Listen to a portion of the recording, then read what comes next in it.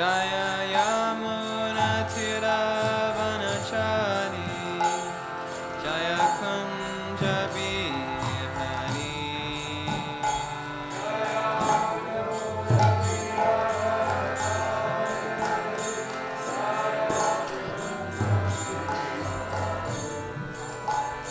Jaya Radha Madhava Jaya Kunja Bihari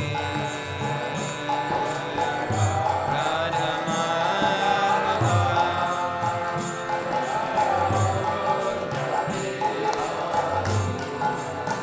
Jaya Radha Madhava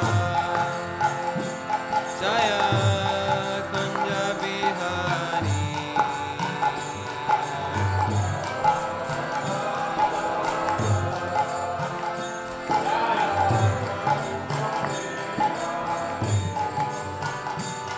Gopi Janavallabha Jaya Girivaradhari Gopi Janavallabha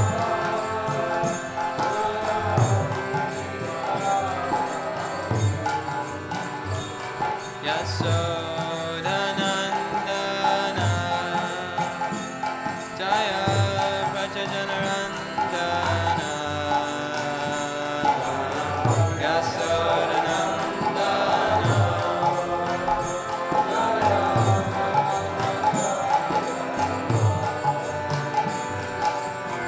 Yamuna Tiravanachari Jaya Kunja Bihari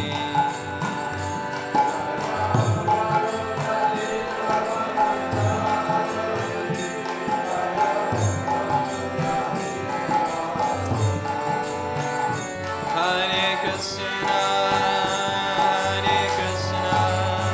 Krishna Krishna, Hare Hare, Hare Rama, Rama Rama,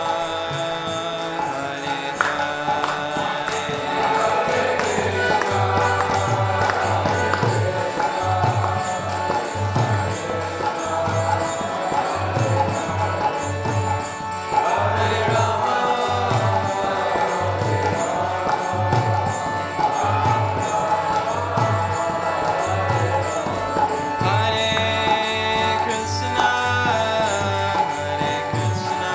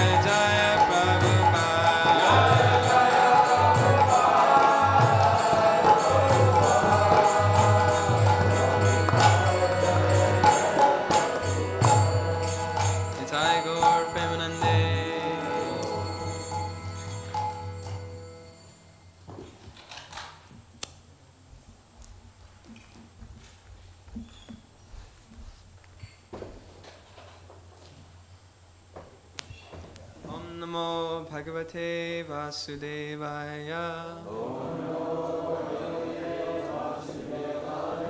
Om Namo Bhagavate Vasudevaya.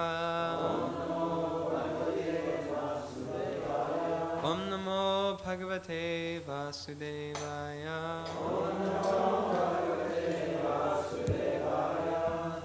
So Hare Krishna, everyone. Welcome to the morning Srimad Bhagavatam class. Thank you for this opportunity to speak. It's a very, very important verse. 4 very important verses. This is the Chatur Shloki that we're reading now. So I was very surprised that I was asked to speak. But then I saw how long the purport was, and I understood that maybe some people said no to this class. But it's great we can read together. Do we have the board? Sorry? It's on holiday. Okay. It's coming. Okay, so we're reading from Srimad Bhagavatam, Canto 2, Chapter 9. This is text 34, the second verse of the Chatur Shloki. So maybe it's good if everyone has their devices anyway, because we're going to read together, and it's a long purport, so it's better if you don't have one, maybe you can share with someone. Because generally, if I just listen, then I space out after a few sentences. So it's if everyone has their devices, we can share, and we can recite the verse together. 2:9:34 is the verse. Okay, so we'll start reciting. Rite ratam yat priteya na priteya yeta chatmani tad vidyat atmano mayam yatha baso yatha tama rite ritam yat prityeta na pratiyeta chatmani tad vidyat atmano mayam yatha baso yatha tama rite ritam yat prityeta na pratiyeta chatmani tad vidyat atmano mayam yatha baso yatha tama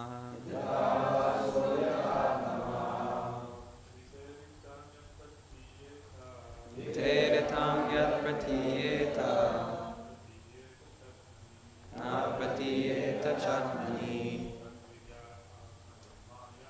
tad vidyat atmano mayam yatha baso yatha tama Teritam yat pratiyeta na pratiyeta chatmani tad vidyat atmano mayam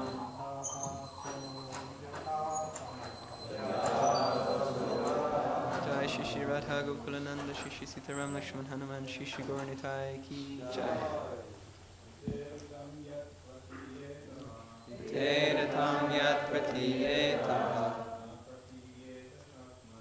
na pratiyeta chatmani tad vidyat atmano mayam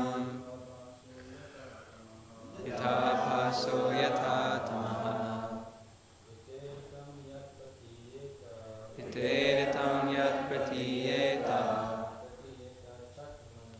na pratiyeta chatmani tad vidyat atmano mayam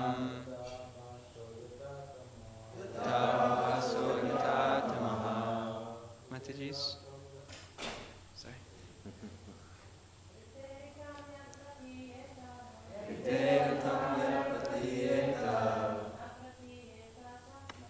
Na pratiyeta chatmani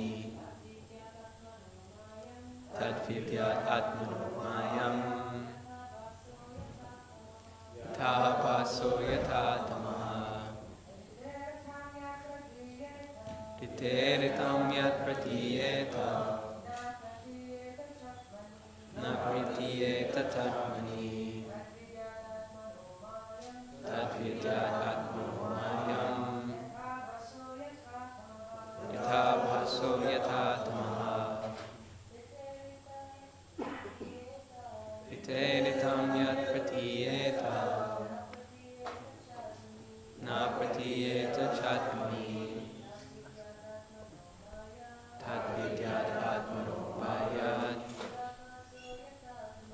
yatha bhaso yatha tamaha. Word for word. Rite, without. Artham, value. Yet, that which. Pratiyeta, appears to be. Na, not. Pratiyeta, appears to be. Cha, and. Atmani, in relation to me. Tat, that.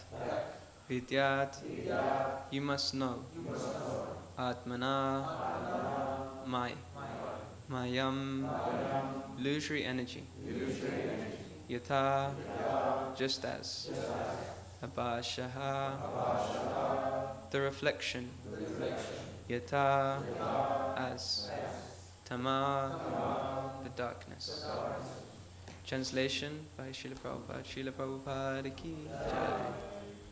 O Brahma, whatever appears to be of any value, if it is without relation to me, has no reality. Know it as my illusory energy, that reflection which appears to be in darkness. So we can repeat repetitively. O Brahma, whatever appears to be of any value, if it is without relation to me, has no reality. Know it as my illusory energy, that reflection which appears to be in darkness. Okay, so now we have Srila Prabhupada's purport. So like I said, please everyone read along. It's a long purport. Prabhupada gives many amazing points. And actually, the Srimad Bhagavatam, the whole of the Srimad Bhagavatam is a purport on these 4 verses. So Prabhupada has every right to give a 5-page purport when all 18,000 verses are actually a purport on these 4 verses. These are the seed verses of the whole Bhagavatam. Yeah, and actually I was just reading a letter the other day. Devotees were asking Prabhupada about quality of chanting, and Prabhupada said, what quality? You know, quality means that you do it and you can't stop doing it when you're doing it like Haridas Thakur. He's chanting and he can't stop. That means quality. So what is your quality? At the moment you're doing it forced. And then he said an interesting thing about his writing. He said, similarly my purports, their quality, because I can't live without them. Prabhupada said, I can't live without them. I wake up at 1 a.m. No one forces me to get up and do this, but I do this. I can't stop. I can't live without these, he said. So he said that's why their quality, that's why people appreciate these purports, because I can't live without it. So that's quality. So these are Prabhupada's. This gives you an insight into Prabhupada's taste for his writing. He said these purports are his ecstasies. So yeah, very, very special that we have these. Okay, so purport by Srila Prabhupada. In the previous verse, it has already been concluded that in any stage of the cosmic manifestation, its appearance, its sustenance, its growth, its interactions of different energies, its deterioration and its disappearance, all has its basic relation with the existence of the personality of Godhead. And as such, whenever there is forgetfulness of this prime relation with the Lord, and whenever things are accepted as real without being related to the Lord, that conception is called a product of the illusory energy of the Lord, because nothing can exist without the Lord. It should be known that the illusory energy is also an energy of the Lord. The right conclusion of dovetailing everything in relationship with the Lord is called Yoga Maya, or the energy of union, and the wrong conception of detaching a thing from its relationship with the Lord is called the Lord's Devi Maya, or Mahamaya. Both the Mayas also have connections with the Lord because nothing can exist without being related to Him. As such, the wrong conception of detaching relationships from the Lord is not false, but illusory. Misconceiving one thing for another thing is called illusion. For example, accepting a rope as a snake is illusion, but the rope is not false. The rope as it exists in front of the illusion person is not at all false, but the acceptance is illusory. Therefore, the wrong conception of accepting this material manifestation as being divorced from the energy of the Lord is illusion, but it is not false. Interesting point is, illusion is the thing is actually there, but we just mistake it. We don't see it properly. So like Prabhupada is saying here, you see a rope and a snake, but we see a rope, or we see a snake, but it's actually a rope. So actually it's Krishna, but we just don't see it. Okay, continue in the purport, sorry. And this illusory conception is called the reflection of the reality in the darkness of ignorance. Anything that appears as apparently not being produced out of my energy is called Maya. The conception that the living entity is formless, or that the Supreme Lord is formless, is also illusion. In the Bhagavad Gita 2.12, it was said by the Lord that in the midst of the battlefield, that the warriors standing in front of Arjuna, Arjuna himself, and even the Lord had all existed before. They were existing on the battlefield of Kurukshetra, and they would all continue to be individual personalities in the future also. Even after the annihilation of the present body, and even after being liberated from the bondage of material existence, in all circumstances the Lord and the living entities are individual personalities, and the personal features of both the Lord and the living beings are never abolished. Only the influence of the illusory energy, the reflection of light in the darkness, can by the mercy of the Lord be removed. In the material world, the light of the sun is also not independent, nor is that of the moon. The real source of light is the Brahmajyoti, which diffuses light from the transcendental body of the Lord. And the same light is reflected in varieties of light: the light of the sun, the light of the moon, the light of fire, or the light of electricity. So another interesting point by Prabhupada, the origin of light is actually Krishna, and the effulgence of his body, which is diffused through the Brahmajyoti into the material world. Continuing. So the identity of the self as being unconnected with the Supreme Self, the Lord, is also illusion, and the false claim, I am the Supreme, is the last illusionary snare of the same Maya, or the external energy of the Lord. The Vedanta Sutra in the very beginning, affirms that everything is born from the Supreme, and thus, as explained in the previous verse, all individual living entities are born from the energy of the Supreme Being, the personality of Godhead. Brahma himself was born from the energy of the Lord, and all other living entities are born from the energy of the Lord through the agency of Brahma. None of them has any existence without being dovetailed with the Supreme Lord. The independence of the individual living entity is not real independence, but it is just the reflection of the real independence existing in the Supreme Being, the Lord. The false claim of supreme independence by the conditioned souls is illusion, and this conclusion is admitted in this verse. Persons with a poor fund of knowledge become illusioned, and therefore the so-called scientists, psychologists, empiric philosophers, etc., become dazzled by the glaring reflection of the sun, moon, electricity, etc., and deny the existence of the Supreme Lord, putting forward theories and different speculations about the creation, maintenance, and annihilation of everything material. The medical practitioner may deny the existence of the soul in physiological body construction of an individual person, but he cannot give life to a dead body, even though all the mechanisms of the body exist even after death. The psychologist makes a serious study of the psychological conditions of the brain, as if the construction of the cerebral lump were the machine of the functioning mind. But in the dead body, the psychologist cannot bring back the function of the mind. These scientific studies of a cosmic manifestation, or the bodily construction independent of the Supreme Lord, are different, reflective intellectual gymnastics only. But at the end of the day, they are all illusion and nothing more. All such advancement of scientific knowledge in the present context of material civilization is but an action of the covering influence of the illusory energy. The illusory energy has two phases of existence, namely the covering influence and the throwing influence. By the throwing influence, the illusory energy throws the living entity into the darkness of ignorance, and by the covering influence, she covers the eyes of men with a poor fund of knowledge about the existence of the Supreme Person, who enlightened the Supreme Individual Being, Brahma.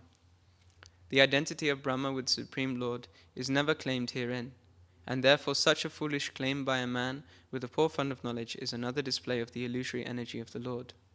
The Lord says in the Bhagavad Gita 16:18-20 that demoniac persons who deny the existence of the Lord are thrown more and more into the darkness of ignorance, and thus such demoniac persons transmigrate life after life without any knowledge of the Supreme Personality of Godhead.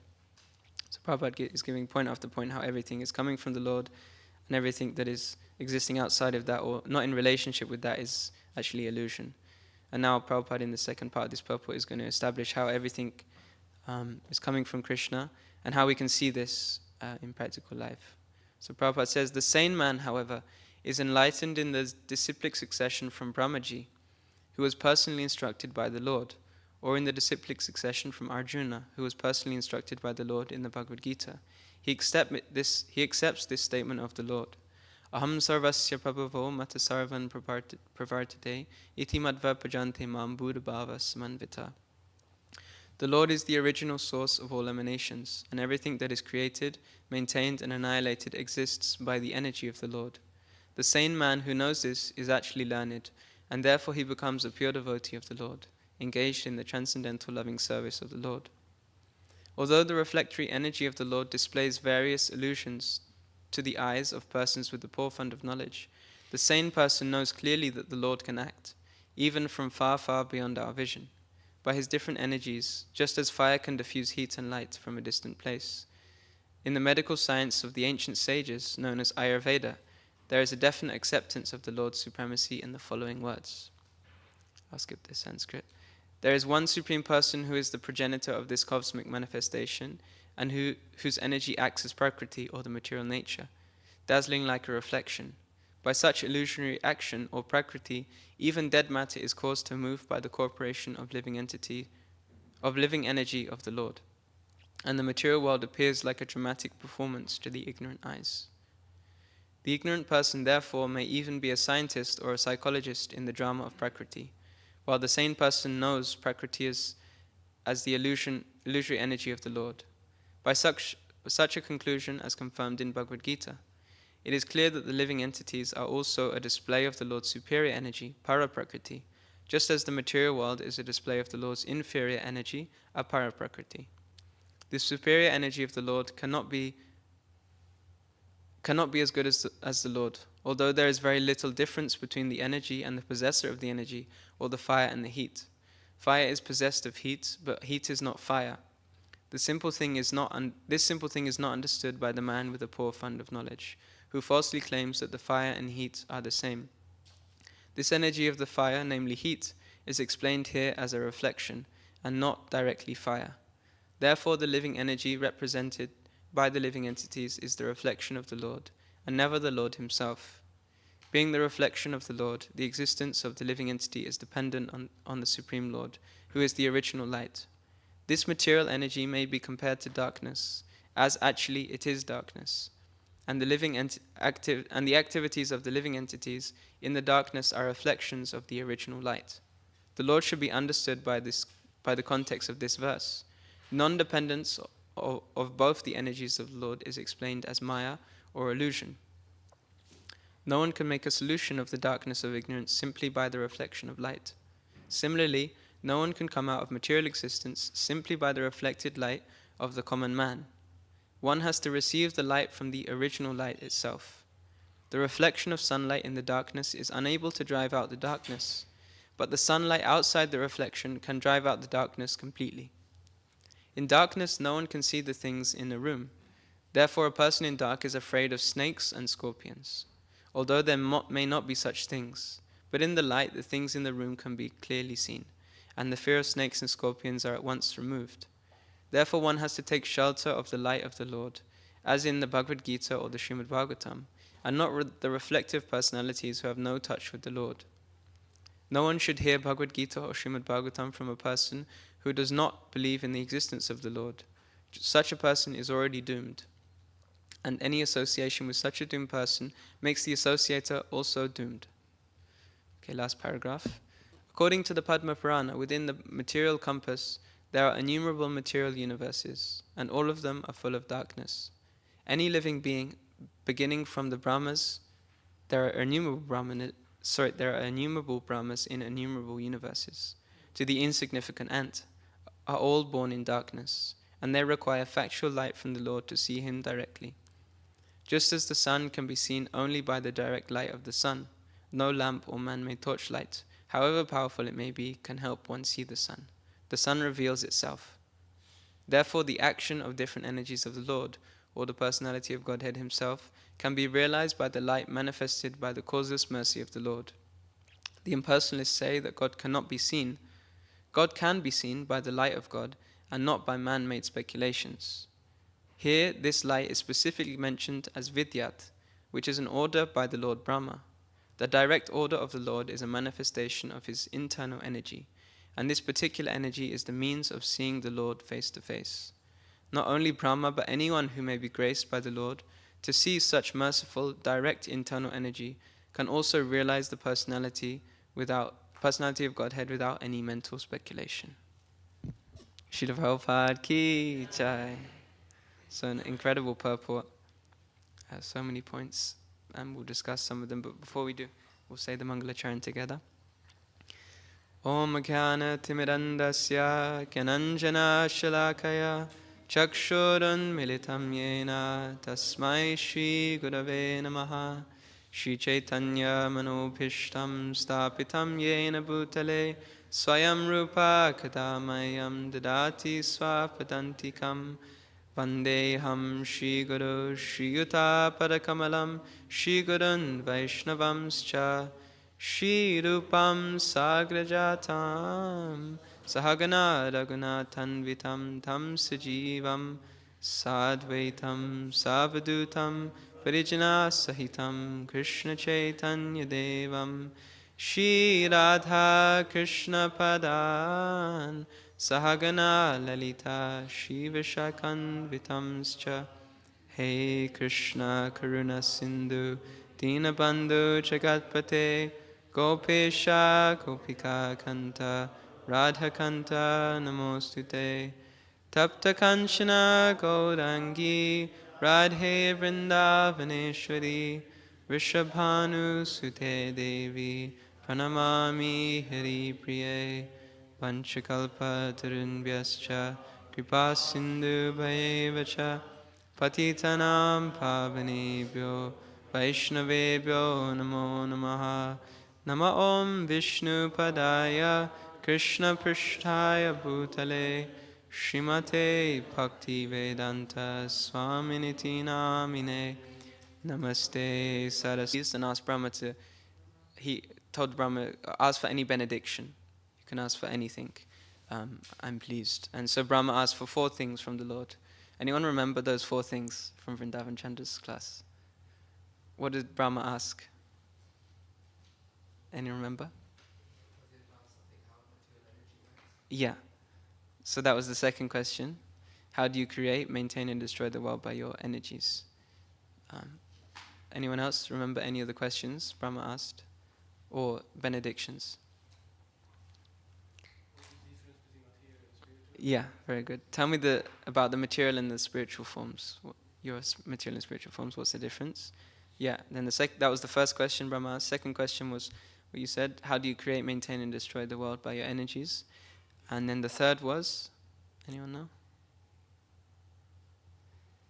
He asked, how do you perform your part? Tell me about your pastimes.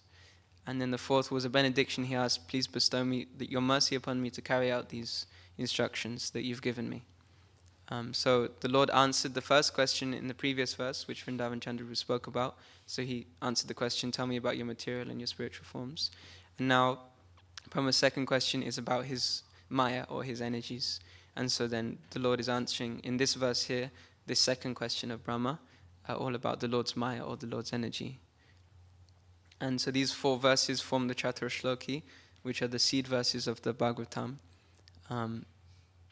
There's a song written by Bhaktivedanta. He says, Krishna hoite chaturmukhya, hoy Krishna sevanmukha, Brahma hoite naradera vyasa. So he says that the Lord spoke these 4 verses, and then Brahma took these verses and he expanded it, and he gave them to Narada Muni, and then Narada Muni took these verses and he expanded it again and to Vyasadeva, who then wrote the full Bhagavatam. So basically, Brahma got these 4 verses from Krishna, and then Brahma came up with 10 concepts, 10 main concepts of the Srimad Bhagavatam, which he then gave to Narada Muni. So he gave these 10 basic concepts of the Bhagavatam. Then Narada Muni took these 10 concepts and he explained to Vyasadeva further, and Vyasadeva then wrote these 8,000 verses. So I was saying at the beginning, Prabhupada wrote a long purport, but the purport of these 4 verses is 18,000 verses written by Vyasadeva, so it's a very long purport, the Bhagavatam. And the first thing is really this beauty of this guru-disciple relationship, how everyone has a guru, everyone has submission to someone, and they're learning from them, and they're taking that knowledge and then they're passing it on, they're expanding it. So there's a famous verse in the Gita, Tadvidi pranipatena, pariprashnena sevaya upadekshanti te jnanam jnaninas tattvadarshina. So someone is submissive and they render service, then the guru reveals that knowledge to him. And then every good disciple will take that knowledge and he won't just repeat it or kind of hold it to himself, but he'll actually expand that and give it in a bigger way just to the next in the line. And that's a real good disciple, as we see here, that each time they're taking and they're expanding, taking and expanding. And we see so many of in our line of acharyas, that's what they did. They took these verses, they took these different texts and they expanded on them. So we see Rupa Goswami, Sanat Goswami, they took Chaitanya Mahaprabhu's few verses, Shikshastikam, and they expanded on it and they wrote hundreds of books. And again, further down, all of our acharyas have taken these works and they've expanded them. And so this verse is talking about, actually let's just read the verse again so we can remind ourselves. The verse says, O Brahma, whatever appears to be of any value, if it is without relation to me, has no reality. Know it as my illusory energy, that reflection which appears to be in darkness. So this verse is talking about how everything is connected to the Lord. And if we see it is not connected to the Lord, then it's Maya, then it's the illusory energy. And this is a real measure for our lives of the value of everything in our lives. We should be measuring things in the value of things by their relationship to the Lord. And this can be a transcendental calculation for the devotee, is how valuable something is how it's connected to the Lord. And it's about training ourselves to actually do that. Because we're so conditioned to valuing things by their material value, or what we're going to get out of it. But we're actually here being told we should value things according to how closely they're connected to Krishna, how closely they're connected to the Lord. And in that way, life becomes simple. Because whatever has a purpose for the service of the Lord, we accept it. And if it doesn't, then it's not of any value to us. And from Krishna's side also, whatever is offered, if it without relationship to him, without devotion, then that's also of no value to him. So from his side as well, he doesn't see the externals. He doesn't see the value of something material. He sees what's behind it, the relationship, the devotion. So from his side, it's also the same. There's a famous verse in the Bhagavatam, Dharma svanustita pumsham vishvakshena katashriya not padayat yadiradim shrama eva hi kevalam. The occupational activities a man performs according to his own position are only so much useless labor if they do not provoke attraction for the message of the personality of Godhead. So basically this verse is saying service without love, service without bringing us closer to Krishna is actually a waste of time. It's a useless labor. Doing these duties, if they're not provoking this attraction, if they're not bringing us closer to Krishna, then they're a waste of time. And Bhagavatam is rejecting this just mechanical service or mechanical relationship. In the second verse of the Bhagavatam, it says that Dharma projita ketavo. The Bhagavatam is completely rejecting all religious activities which are materially motivated. So the Bhagavatam is removing this or rejecting all of this, any religious activities which are materially motivated. And the Bhagavad Purana propounds the highest truth. That's this verse. So also we can maybe reflect how we can sometimes also miss the point in bhakti, or miss the point of our devotional service. Bhuta Bhavana Prabhu was giving this class the other day, and he was talking about form and substance, right? How the form can be there, the activity can be there, the externals can be there, but if it's without the substance, then it's not really progressive. It's not allowing us to grow. I don't know. I had this throughout my life, but maybe some of you also experienced the same thing, that I just can't stand like small talk or meaningless conversations. Like sometimes, you sit there with your nan and she's talking about the weather or something. There's nothing wrong with it. I'm just sat there kind of grinding your teeth, like, like it's, it's kind of meaningless talk. Can be so frustrating. At least I've always found that. So it must be the same for Krishna. We doing the externals without this. Jai Shishi Radha Gokulananda Shishi Sita Ram Lakshman Hanuman Shishi Gauranitai Ki Jai. So you can imagine for Krishna it must be the same. If we're doing these things, we're doing the practice but without the meaning, without the heart behind it, then it's just like grinding your teeth, it's unsatisfying. And so I thought we could look at this a little bit, how we might be missing the point in bhakti or in Krishna consciousness. And I thought we could I liked Govinda Prabhu's class the other day, he got people to give ideas, so I thought we could do a little bit the same. So I want you to think of ways that we might miss the point in Krishna consciousness, do something externally, but the internal is not there, or the progress is not there. I'll give you one example to think, and then you can give some ideas. So one example would be going to a holy place and just going there to see it, but not meeting the saintly people. So there's a verse in the 10th canto of the Bhagavatam that if you go to a holy place and you just see it as water, means the river's there, or you just go for the externals and you don't meet the saintly people, then it's a waste of time. So that could be one example. We just go on yatra, but we don't actually associate or hear from saintly people. So anyone else have some points how we might miss the point in our bhakti, in our devotional lives? Okay, Chaitanya Prabhu. Is there a mic? Yeah. Being in proximity of senior devotees, but not actually opening up.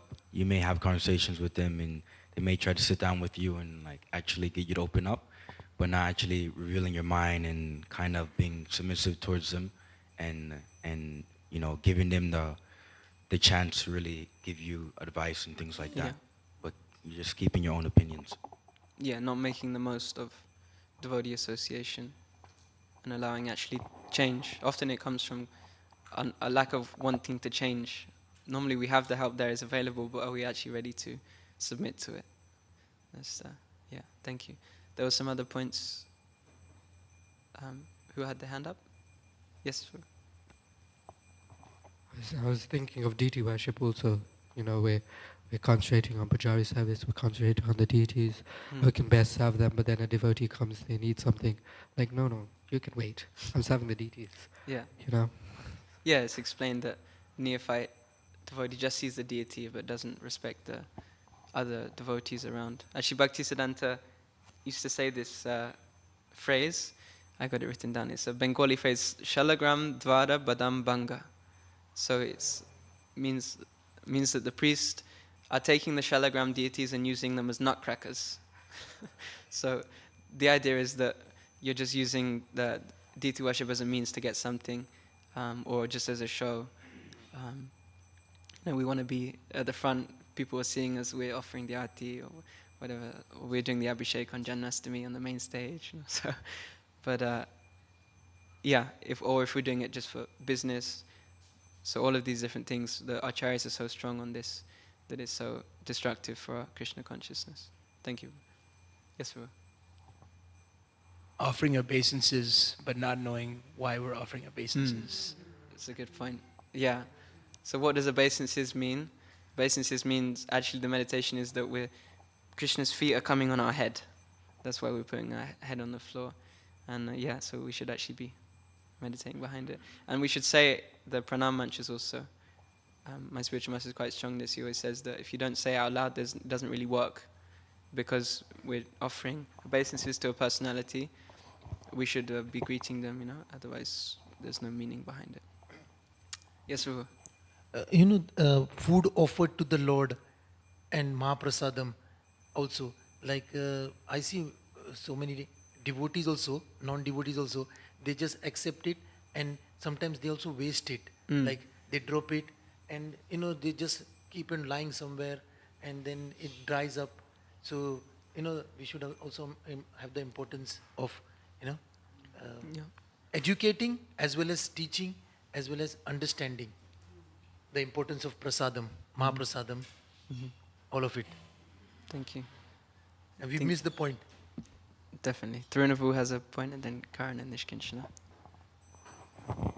That's a good point about prasad. Just to add to that like if you leave anything, especially Mahaprasadam on your plate, it's a totally waste, total low consciousness.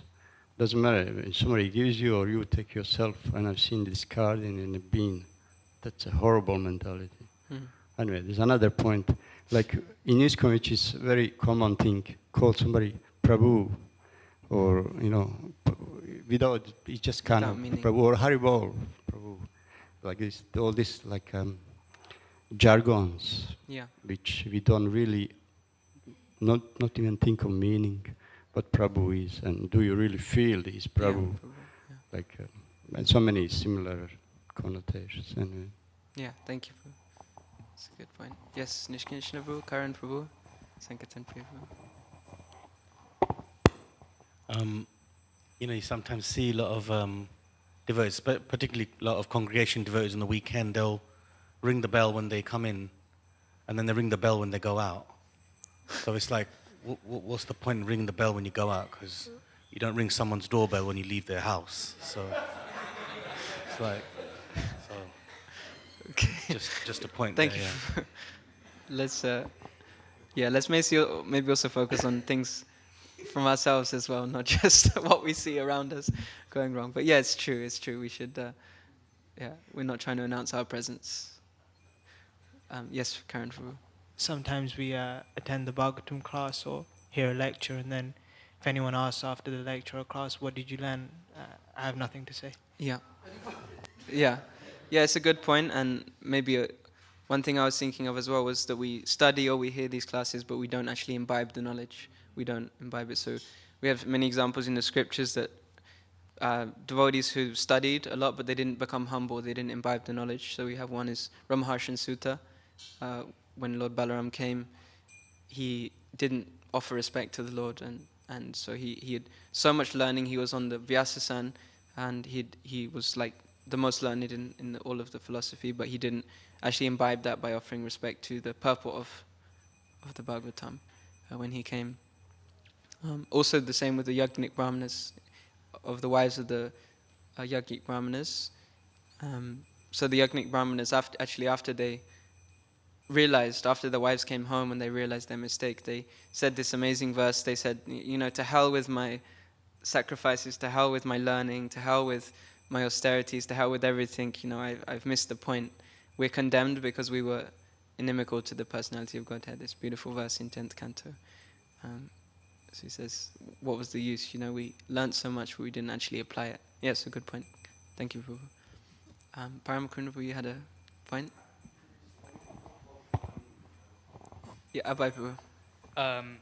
Doing kirtan just as a performance, focusing on the beat, the melody, the alaps and Yes. whatnot. Yeah, so not chanting the holy name, but not actually chanting the holy name. So there's a famous verse also in the CC.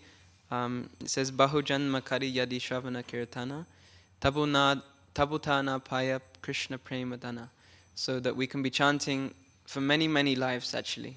We can chant the Hare Krishna mantra for many, many lives, but if it's infested with offenses, then despite our endeavors, we won't actually receive this premadana, we won't actually receive any love. So actually, if we don't do it properly, then it can take a long, long time. So what's the point? If we're going to do something, we might as well do it properly. Okay, let's have one or two more points.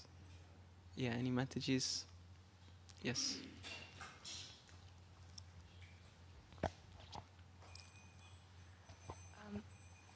Maybe,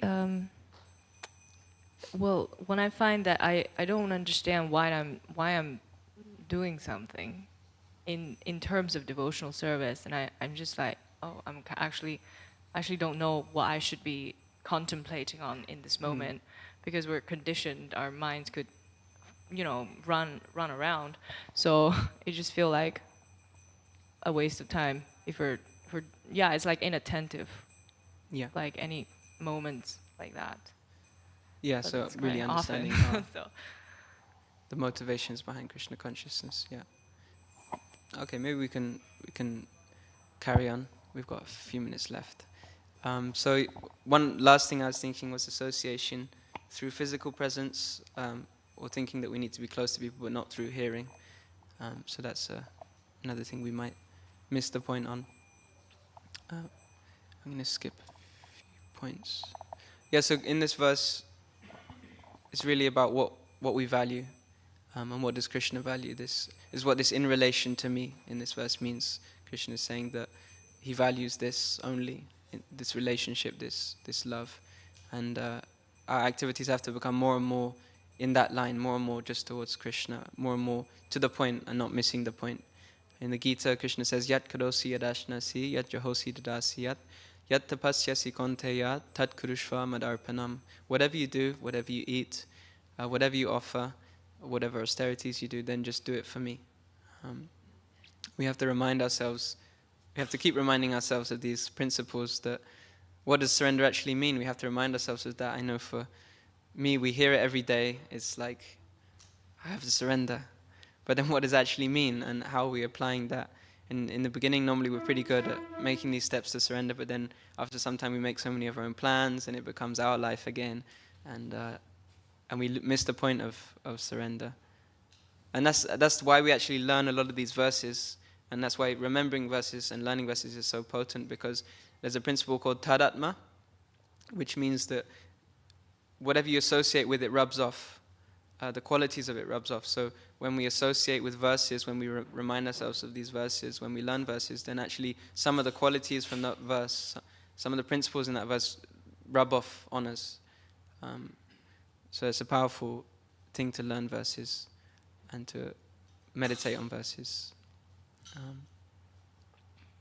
Prahlad Maharaj says, when Nrsimhadev appears, he says, the Lord says, please ask me for something. And Prahlad Maharaj says, this is not a business transaction. He said, I'm not here for something, I'm here to serve. I'm a servant and you're the master, and there's no need for any other relationship than this. I'm satisfied. And he says, but if you do want to give me something, then the very famous verse, Yadi dasyasi me kamam varam stvam varadarshaba kamanam hritya samrohan bhavatastu vrine varamda. If you want to give me something, then please make me free from all material desires in the core of my heart. And this has to be, again, another beautiful verse to just memorize, to remind ourselves of this, our focus in Krishna consciousness. And it's all about training our consciousness. We have to be conscious at every moment and remind ourselves at every moment not to stagnate, not to become kind of slack in our devotional service. We have to meditate. Is this pleasing to Krishna? Is this pleasing to Guru? Every moment, what am I doing? When I was in India, there was one of my spiritual master's disciples passed away, very young. He had cancer. But Maharaj was giving an interesting point that Prabhupada sent him for a mission, and his mission has finished, and therefore Krishna has taken him back, even though it might not look like that. He has a young family and so many responsibilities, but according to Krishna, his mission is finished. But he then said that similarly, Prabhupada has sent all of you with a mission, and Prabhupada also said the same, that you've all been sent with a certain mission. And the way you can know that you're fulfilling your mission that has been given to you by Prabhupada is that you're following the orders of your spiritual master and you're pleasing your spiritual master. Then you know you're in line with Krishna's mission for you on this planet. So we have to be constantly conscious of that, reminding ourselves of that. And Prabhupada really wants us to take what he's given and expand it. Like in this verse we see Brahma took the knowledge from Krishna, he expanded it. Narada took the knowledge from Brahma, he expanded it again, and Vyasadeva took the knowledge from Narada, and again he expanded it. And like we were saying, all of our acharyas took something and they expanded it. Bhaktivedanta Thakur was thinking about Westerners coming to Mayapur, and at the time Gaudiya Vaishnavism was a handful of people in Bengal. Bhaktisiddhanta would preach to all the leaders of the countries. Prabhupada also envisioned this worldwide movement. So in the same line of acharyas, we should also be thinking big. Prabhupada, for the manor, he wanted 150 cows, he wanted a 21-story temple, he wanted the whole village here to be devotees, owned by devotees. He wanted 600 pastime places around the whole grounds. So he was thinking big for the manor, and we're doing good, but are we taking that and are we also expanding it more than the previous? So that's what a true disciple means, like this parampara that we've been given. So yeah, we can finish there. Try to become a good disciple. And remember that this verse is all about everything in relationship to Krishna is good. Anything not in relationship is Maya. But everything is actually Krishna. It just depends on our vision. And really cultivating that consciousness, that vision, is something we have to work out. So we can finish there. If there's any... Sorry, it's a bit of a slightly random class. There's so many things in the purport. It was hard to kind of pick one topic. So we spoke a few things. Is there any questions or comments? It's 8:30, so if anyone needs to leave, you're welcome to. Yes, Prajna Prabhu.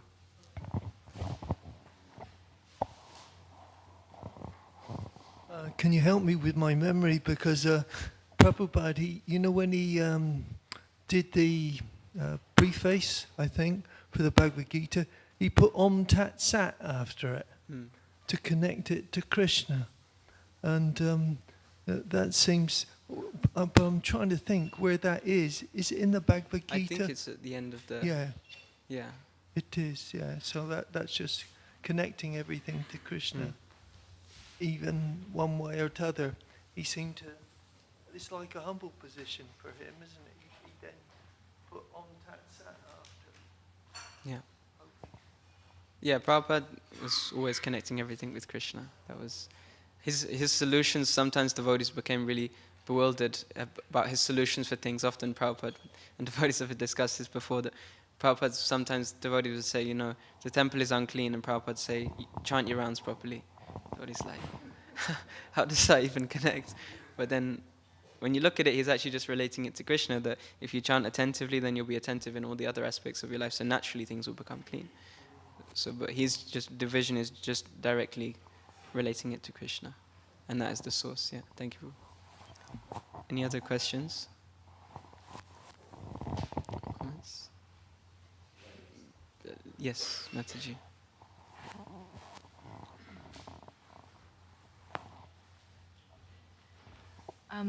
I was thinking that very recently I discovered that I'm a little bit fanatical. I'm finally, doing spiritual activities. I'm finally doing devotional service. So therefore, all the things that I find is a waste of time, I just don't. I try to avoid it, and I try not to engage with it. But then that kind of runs after you a little bit, because you have to deal with it somehow, but change it to look at it differently in relation to Krishna. Do you have some experience of that? Can you share as well? Yeah, I think all devotees probably have this experience that when you first come, then everything's like, it's like all or nothing, and then over time you realize actually there's a balance that has got to be to properly live in the world and not fry everyone out. I think it's just a natural. I think most devotees seem to go through it. I'm probably still going through it, but that progress of coming to a steady place of living in the world and being a Krishna conscious devotee and being able to preach effectively, but at the same time doing your duties and being a balanced human being also. But I think it's a balance that comes over time of practice. I still think I'm finding that. Thank you.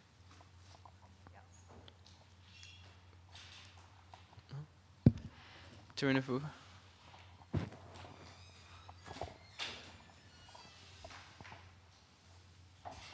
In the term of parampara and transmitting knowledge and expanding always, there's a big danger of watering down process. Actually, even if you study Vyasadev's expansion, that's also seems to me compromises, like for meat eaters, for example, for different sacrifices. There is even human sacrifices. And then also when we received, constant expansion of knowledge is doomed to be watered down. And then in that regard, you have to water down, because as Kali Yuga is progressing and more people's minds are like a water, not strength. So to at least to give them small speck of advancement, this compromises there is a place for that. But Yeah. then at another side, there is a criticism of that. There is orthodox criticism. So, I don't know, can you give any thoughts on that? Because definitely knowledge will be watered down. Yeah. It's kind of, in one place, is, you know, in one side is a danger, another side is to reach those most fallen. And, Yeah, it's such a delicate. Prabhupada said it requires intelligence, which means you need to be an advanced devotee to actually understand how to apply. But I don't think it's necessarily watering down, it's just being able to make it accessible, which might, like you said, might mean require that some of the principles are changed, or not changed, but adjusted to be able to be accessible to a certain population. And we see that the acharyas did change the application of those principles, but the principles remained stable, the core principles. But yeah, Prabhupada said it requires intelligence. You have to be... most of the people, or many, cannot understand Acharya's intention when they see this, Right. like instructions, which only he knows. Yeah. So others, they just view it as something degrading, or, you know, subject to criticism. And Yeah, it's very difficult. And yeah. like even we saw Lord Chaitanya, we were just reading in CC that this verse, only 2 people understood the meaning of the verse. Only Swarup Damodar and Rupa Goswami could understand. Everyone else had no idea what Lord Chaitanya was speaking about. So for us, the safest thing is just to stick as closely as we can to what Prabhupada gave, because he understood what we needed, he understood what was applicable. So if we stick very closely to that, then we're safe. But over time also we're going to have to, advanced devotees are going to have to decide how to give it and apply it to the population. It's difficult. Okay, I think we can end there, unless there's anything else. Shrimad Bhagavatam ki jai, Srila Prabhupada ki, Jai Gaur Premanande, Hari Hari Bol. Gaur Bhaktivinoda ki.